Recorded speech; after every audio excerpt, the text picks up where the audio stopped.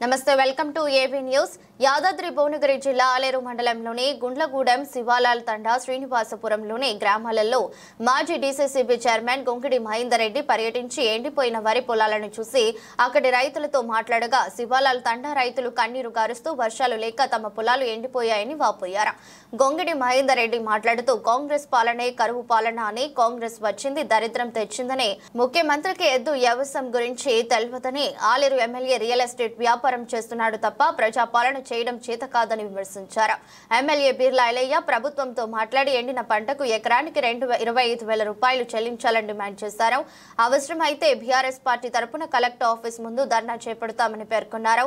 కార్యక్రమంలో గుండ్లగూడెం మాజీ సర్పంచ్ ఈసిరెడ్డి మహేందర్ రెడ్డి, ఆలేరు మున్సిపల్ మాజీ చైర్మన్ వస్పరి శంకరయ్య, శ్రీనివాసపురం మాజీ సర్పంచ్ శోభన్ బాబు, బీఆర్ఎస్ మండల పార్టీ అధ్యక్షుడు Gangula Srinivas, cooperative bank chairman Mogulagani Mallesh, market committee మాజీ వైస్ చైర్మన్ నాగరాజు, రామ్ నర్సయ్య తదితరులు పాల్గొన్నారు.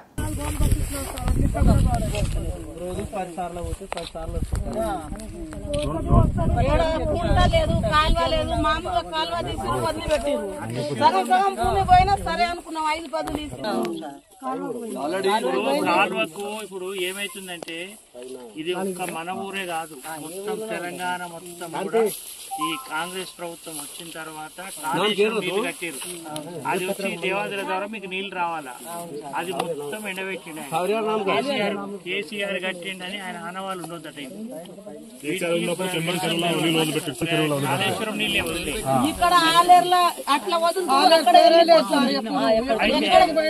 అయితే ఈయనమ్మా కాళేశ్వరం నీళ్లు వదిలాక ఈ దేవాదుల కాలువ ద్వారా మనకు నీళ్లు రావాలి.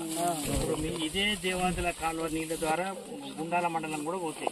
20 గ్రామాలలో 19 గ్రామాలు మనం ఉన్నప్పుడు, కేసీఆర్ సార్ ఉన్నప్పుడు, మన ఎమ్మెల్యే సునీత ఉన్నప్పుడు దాదాపు 19 గ్రామాలకు నీళ్ళు వచ్చేది. ఏది కుంటలు, చెరువులన్నీ నింపారు. ఇప్పుడు ఈ ముఖ్యమంత్రికి ఎద్దంటే తెలియదు, వ్యవసాయం అంటే తెలియదు. ఎద్దంటే తెలియదు, వ్యవసాయం అంటే తెలియదు. ఇప్పుడు రైతులు అయ్యో అన్నో రామచంద్రో, అయ్యో రామచంద్రో అంటారు. పరిస్థితులు ఏం బాగాలేదు. ప్రతి గ్రామంలో నేను ఇప్పుడు యాదగిరిగుట్ట మండలం తిరిగినా, గుండాల మండలం తిరిగినా,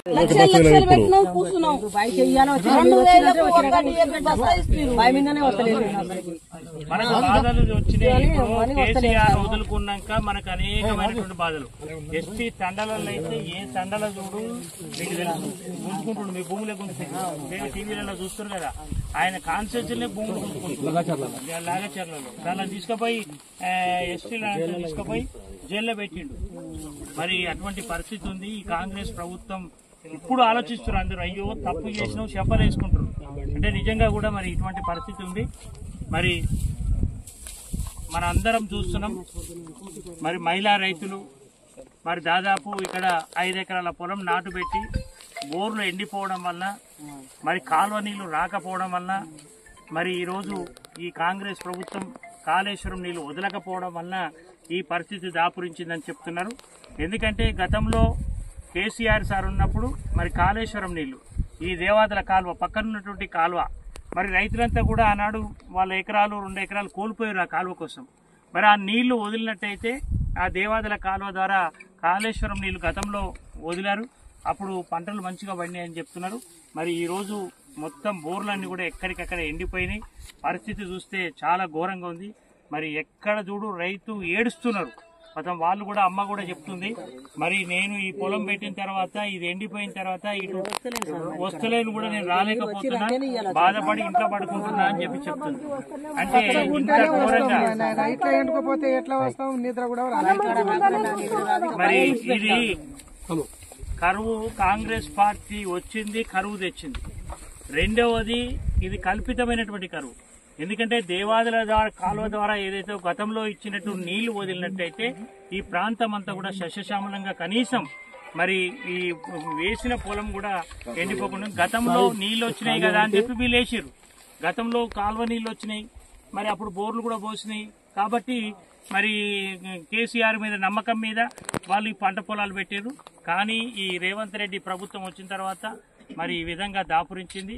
మరి కాంగ్రెస్ పార్టీ ఏం తెచ్చిందే అంటే కరువు తెచ్చింది, అంతకంటే ఎక్కువ తెచ్చింది ఏం లేదు.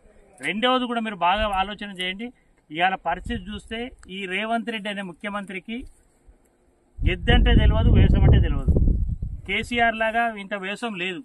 ఎద్దంటే తెలియదు, వేషం అంటే తెలియదు. హైదరాబాద్లో బతికి రియల్ ఎస్టేట్ చేసిన ముఖ్యమంత్రి. అటువంటి ముఖ్యమంత్రి దాపురించడం మన దురదృష్టం, తెలంగాణ ప్రజల దురదృష్టం. మరి ఇటు ప్రజలంతా కూడా, తెలంగాణ రైతాంగం అంతా కూడా, ముఖ్యంగా ఆలేరు నియోజకవర్గంలో మొత్తం కూడా దాదాపు 1000 ఎకరాలు ఎండిపోయినటువంటి పరిస్థితి. మొన్న నేను గుండాల పోయినా, నిన్న మాసాయిపేట యాదగిరిగుట్ట మండలం పోయినా, ఈ రోజు ఆలేరు మండలంలోకి వచ్చినాం. ఎక్కడ చూడు ఇదే పరిస్థితి. మరి మూటకుండ్రోలు రమ్మంటున్నారు, ఆత్మకూరోలు రమ్మంటున్నారు. ప్రతి మండలంలో ఇదే పరిస్థితి ఉన్నటువంటి పరిస్థితి. రాజపేటలో పరిస్థితి ఇంకా ఘోరంగా ఉంది. అంటే మనం ఎక్కడున్నాము, ఎందుకు? గతంలో కేసీఆర్ సార్ ఉన్నప్పుడు ఒక స్వర్ణయుగంగా నడిచింది. వంటలు బాగా పండించుకున్నారు. ఎక్కడ కూడా మరి ఈసారి ఉన్న పంటలు కూడా మరి ఎందుకో మరి దరిద్రానికో, ఈ కాంగ్రెస్ వచ్చిన దరిద్రానికో అవి కూడా ఎండిపోవడమే కాకుండా రోగాలు కూడా వస్తున్నాయి. మరి ఎరువుల కోసం నానా తిప్పలు పడి మరి దీన్ని వేసుకున్నటువంటి సందర్భం. మరి ఈ విధంగా ఉన్నటువంటి పరిస్థితి. మరి ఈ ప్రభుత్వానికి మరి ఎద్దంటే తెలియదు, వ్యవసాయం అంటే తెలియదు. ఈ రేవంత్ రెడ్డికి మరి ఏమన్నా రియల్ ఎస్టేట్ బ్రోకరు. మరి ఎంతసేపు హైదరాబాద్లో ఫ్యూచర్ సిటీ అంటాడు, మూసీ నది ప్రక్షాళన అంటాడు. రైతుల గురించి పట్టించుకోడు.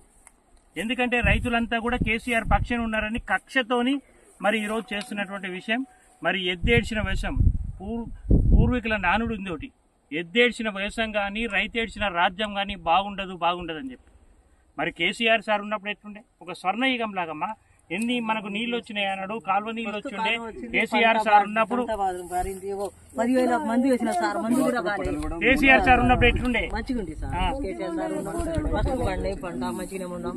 ఇప్పుడు ఇక మొత్తం వేసింది, ఎండిపోయింది, మొత్తం అందుకే మీ ప్రభుత్వాన్ని, 10,000 మంది ఈ ప్రభుత్వాన్ని మనము బీఆర్ఎస్ పార్టీ తరఫున, మనం కేసీఆర్ పార్టీ తరఫున డిమాండ్ చేస్తున్నాం. మా ఆలేరు నియోజకవర్గంలోనటువంటి ఆలేరు మండల పార్టీ తరఫున మేము డిమాండ్ చేస్తున్నాం.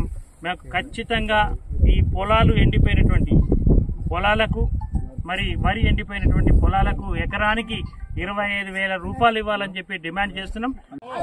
ఆయన అడగాలి, కేసీఆర్ సార్ ఉన్నప్పుడు నీళ్లు మంచిగా వచ్చినాయి,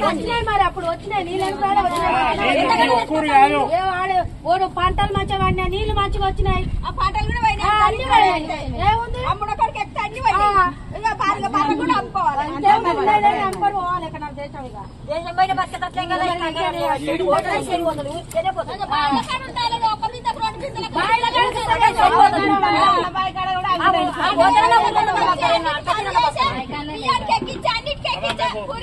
మీ సమస్యలు కలెక్టర్ గారి దగ్గర తీసుకుపోతాను. కలెక్టర్ గారు రిప్రజెంటేషన్ చేస్తాం. రేపు రండి, కలెక్టర్ గారికి ఇచ్చేద్దాం. మరి సార్, మన సార్ 10 ఏళ్ళు ఉన్నప్పుడు, సార్ 10 ఏళ్ళు ఉన్న కేసీఆర్ సార్ 10 ఏళ్ళు ఉన్నప్పుడు, మరి ఎన్నడైనా మనకు మన శోభన్ బాబు సర్పంచ్ ఉన్నప్పుడు ఒక్కనాడు నీళ్లు, కాళేశ్వరం నీళ్లు వదిలిండప్పుడు వదిలి, ఆ నీళ్లు ఈ నీళ్లు పైపుల ద్వారా వచ్చిన నీళ్లు, మీ బోర్ నీళ్లు ఉంటాయి కదా ఊర్లే, అవి కలిసి ట్యాంక్ ఎక్కిస్తే మీకు ఊరంతా నీళ్లు వచ్చేది. ఇలా ఈ దాపురించింది, ఈ దండిగా కాంగ్రెస్ ను గెలిపించి దరిద్రం కాంగ్రెస్ చేస్తే కరువు వచ్చింది. పంటలన్నీ ఎండిపోతున్నాయి, బోర్లన్నీ ఎండిపోయినాయి.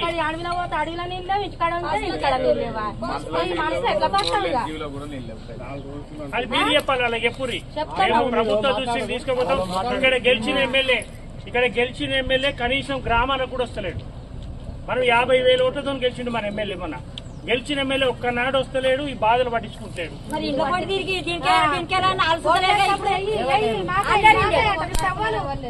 ఎవరు లేరు, వాళ్ళ అవసరం లేదు.